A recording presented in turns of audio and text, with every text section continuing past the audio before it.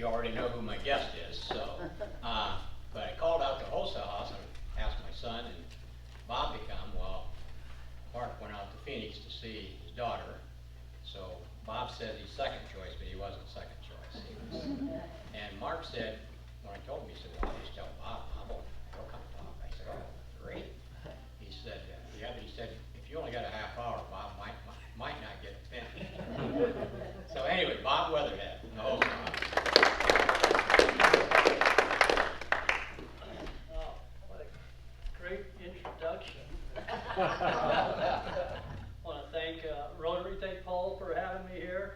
Honorable President Bruce, thank you. Emil was great, again, thank you for that too.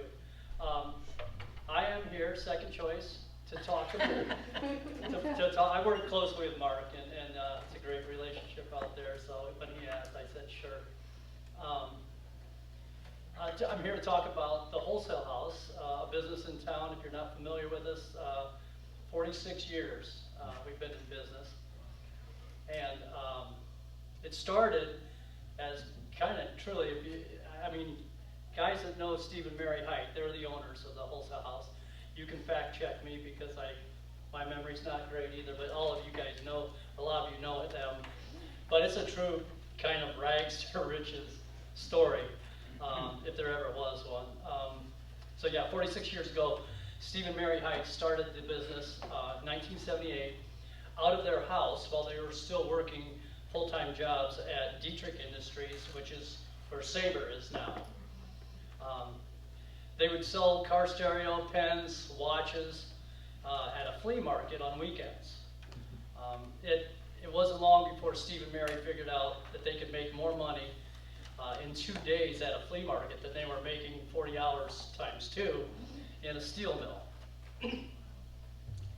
The business started to grow quickly, and they transitioned quickly also from selling at the flea market to selling to the flea market.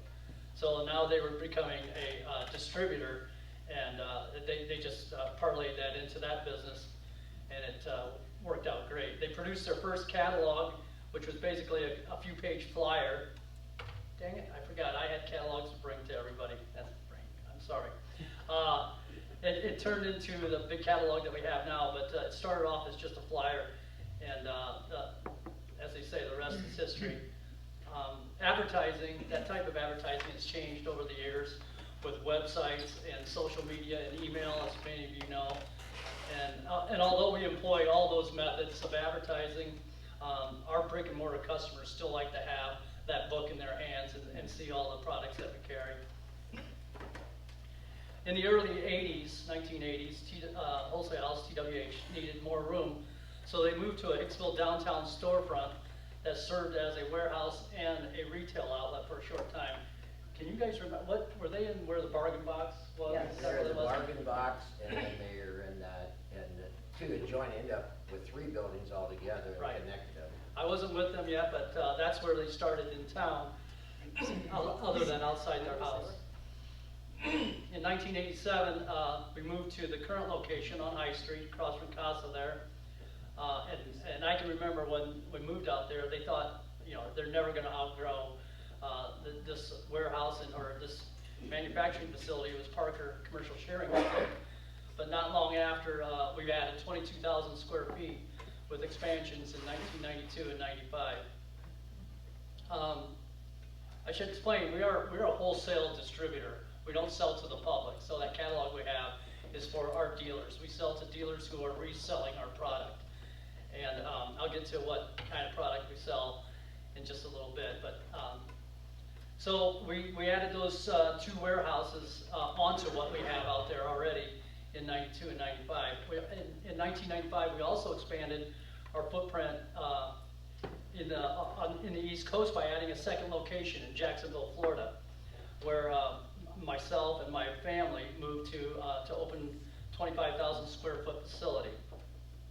And so we took just basically me from the Wholesale House up here, and Brett Smith, may have remembered him, or his dad, Derek, to open up that warehouse. You know, just 2 of us basically.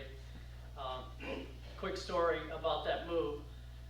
Shelley, my wife, I don't know, many of you know her, she's from Hicksville, had never been out of the county, basically, never lived, she lived on Casebeer Miller Road her whole life. And so this was a big step for us, so we loaded up our Astro van and our 4 kids, and everything, as we needed to wear for a few days before a moving truck would come down.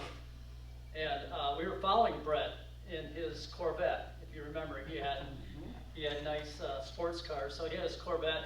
Everything he had, his files and his dog in his Corvette. And we get to about Lexington on I-75, 10 or 11 o'clock at night, and Brett pulls up next to us saying he's having car problems. He feels like something's wrong. And we're yelling through the windows because phones, I had a bag phone, but I was going to have to put my, antenna up on the roof. Some of you won't remember that stuff. But, so he pulls up in front of us, and like half a minute later, we see the ball of flames out of his hood. I mean, his engine just caught fire, and so he pulls over. Again, cell phones were just really early. We put the antenna up, we call 911, and that's what we were with Centennial. They think we're in Fort Wayne. There were no location services. So it took quite a while for the fire trucks to get there and save his engine and frame, because that's all he had.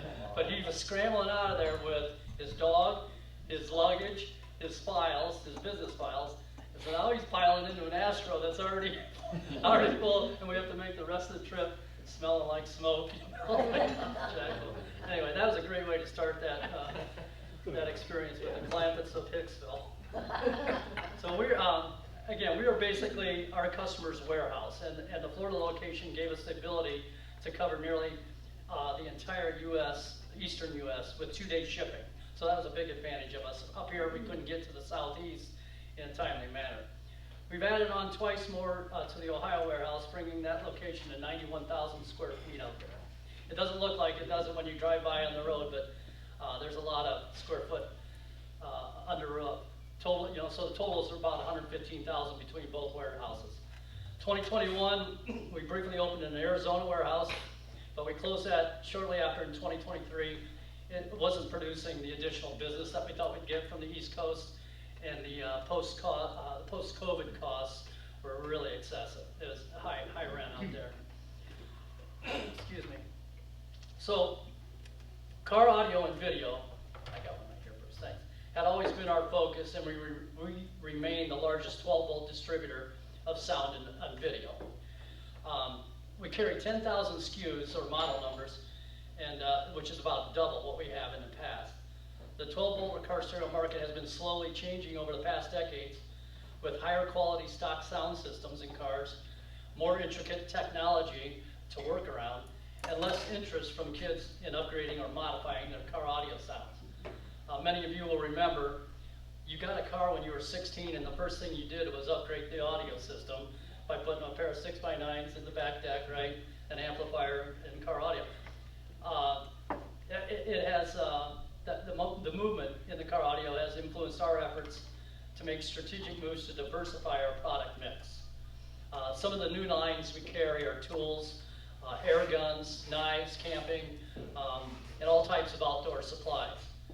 We also have expanded into 12-volt lighting products for boats and all kinds of vehicles, motorcycles, campers. Our business is still 70% car audio, and the balance is in those diversified lines. The biggest change in our business, and most others that you guys probably are aware of, is the influence of the internet and smartphones. They've changed the way customers shop. Our dealers will have our catalog, and they'll be trying to sell a customer, and the customer's coming in with the lowest price in the world that he wants to pay, that he's going to pay. And of course, Amazon is the big dog that all our brick and mortar customers are battling. Some of them have actually, can't beat them, join them. They're now selling as a third-party seller on Amazon and eBay and Walmart. So some of our customers have made that conversion. It's also affected how we source product, because a lot of our vendors that we dealt with for years and years, they've gone direct. They've cut us out completely, cut out even the dealers. So 2 steps and going direct and trying to make more money that way by selling direct on Amazon themselves. So that's kind of hurt that business also. The 10,000 model numbers or SKUs translates into an inventory that averages about $7 million. And it's 80-20 split between Jacksonville and us. We're 80% of that inventory. Florida is 20%, which pretty much matches our sales distribution. Our sales are 80%, mostly out of here, right here in Hicksville. So, you know, it still remains the main point of shipping. 8 salesmen, we produce about 40 million in sales each year. So let me take a second to review. Yeah, 46 years ago, selling watches and pens at flea markets, shipping 40 million a year. We employ 45 local folks, 6 in Florida, and we infuse over $4 million of payroll into local economies. I remember, I mean, I don't have this written down, but I remember complaints that the village was getting about our show. We used to have a car audio show out there behind one day, Saturday, and people bring their show cars, and it was thumping, and it was mostly people complaining that their pictures on the walls were falling off their houses because it was the reverb is so bad. And I ended up attending a village meeting, and somebody was kind of hammering me on it, and I told them, you know what that sounds like? It sounds like money to me. When we're putting that kind of money into the local economy with the payrolls and the taxes we pay, that's what that sounds like. They didn't say too much after that. We ship about 1,100 packages a day. 80% of those shipments are small UPS or FedEx type shipments, while 20% are shipped LTL or truck lines. Both UPS and FedEx drop trailers out here at our Ohio location, and we fill that throughout the day, and then they come with an empty, take the full one away, back to their place and start the distribution at that point. We're so fortunate to employ some of the most loyal team members a company could have. 1/3 of our staff has been with us for over 20 years, and the average tenure of our crew is 15.5 years. So it's their dedication to both the Wholesale House and our business partners that makes our company a leader in the industry. Personally, I've been with the company 36 years, and Paul's son, Mark, who's the president of the company, has been with TWH for 38 years. He's the longest tenured employee in history. Just like any business, there are cycles we go through. We were very fortunate to be well established and financially stable enough to withstand the economic downturn of 2008, 2009, that many of you will remember, the time that saw many of our industry competitors go by the wayside. We have overcome past internal events, the Amazon influence, and most recent challenges of the COVID pandemic, which altered the way many consumers buy products today.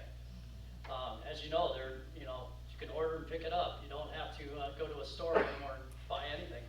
But during COVID, we were carrying some PPE, personal protective equipment, so we were deemed necessary to be open, which was fortunate for us, and because we were carrying masks and gloves at that time and selling those. So we remained open while others were forced to close temporarily.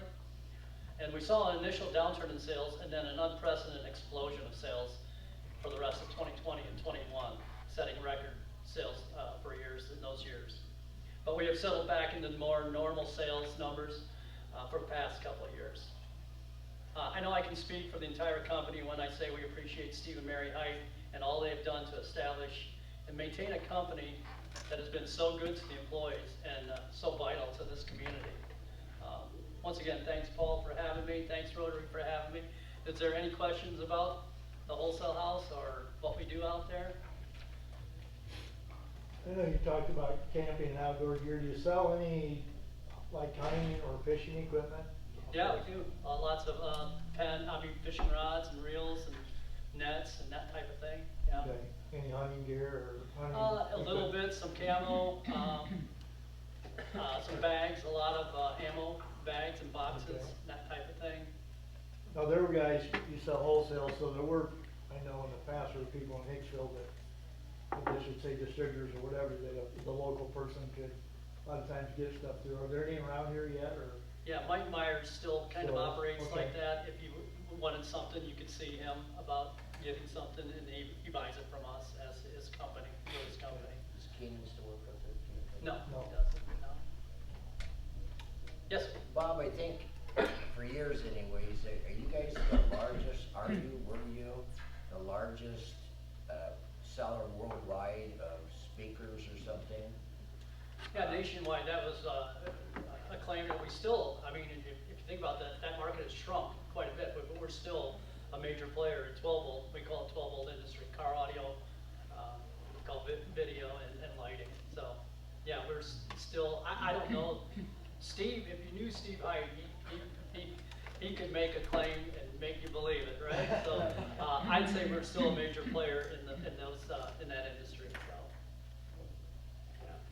Jake, did you have something? Yeah, my dad works for Myers, so I'm well versed in the catalog, and I bought some stereo equipment. I was that guy before.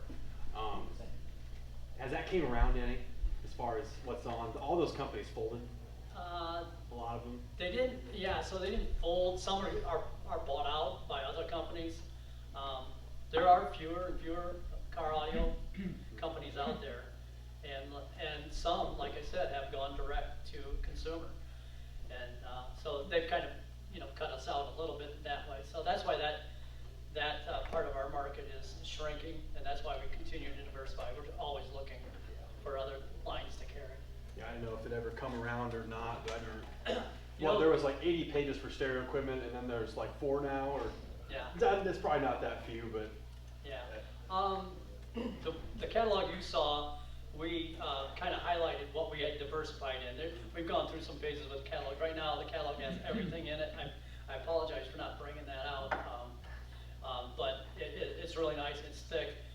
The one you saw, I know at one point we were trying to focus on what we were expanding to, and had fewer listings of the car audio. So then, all the inventory is stored in the warehouses, or is Yeah. it able to drop ship? It's just all. Yeah, so that's a big part of our business is drop shipping for our customers. So no, we are their warehouse, so we have, between both warehouses, close to 7 million right now.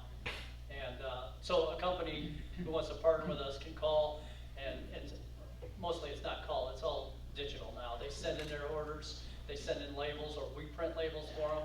And so we never even talk to the customer, it's all electronic. And so 1,100 packages will go out, probably 800 of those are small package that we're drop shipping to end users, but for our customers. So we're not selling to the end user, we're shipping to the end user, but a very, very, very miniature version of Amazon, basically. Are the Heights still involved then? They are, well, Mary not so much. They live in St. Augustine, Florida, and they have since like the late 90s. They don't get back up here at all very much. But Steve is very involved still with purchasing especially. But Mary's not been so much lately. So how do you set up to diversify and bring, is there a particular person in the organization that's searching with companies and stuff, or how do you do that? Good question. So we have 4 buyers, and 3 of them will head out to the SEMA show, which starts in Vegas in next week, I think, early November. And that is aftermarket parts for cars and vehicles. So they're going out there specifically to prospect new lines to carry. The Consumer Electronics Show is in January. We usually send representatives out to that too. But we are all always looking for other shows to go to source new lines. So that's how we try to acquire new lines.